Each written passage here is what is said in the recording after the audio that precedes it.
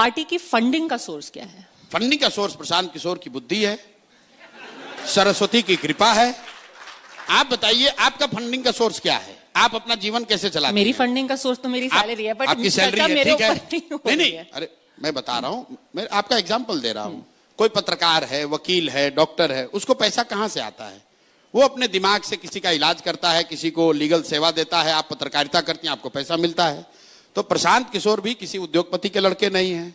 हम कोई धंधा बिजनेस करते नहीं है, कोई सरकारी पद पर है नहीं, एमएलए एमपी कभी रहे नहीं है। फिर इतना पैसा आता कहां से है? आता पैसा वहां से है जिन लोगों को भी 10 बरस में हमने मदद की अपने दिमाग से, चोरी करके नहीं, चारा चोरी करके नहीं।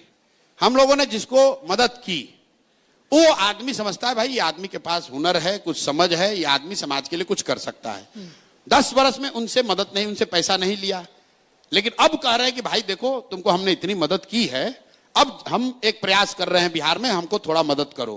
तो इस देश में 12 ऐसे लोग हैं, ध्यान रखिए, 12 ऐसी पार्टियां हैं, 12 ऐसे सरकारें बनी जिनको बनने में हमने कंधा लगाया है।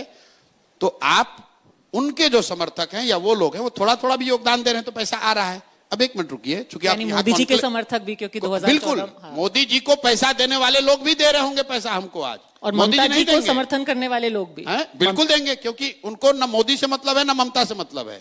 उनको मतलब प्रशांत किशोर से है।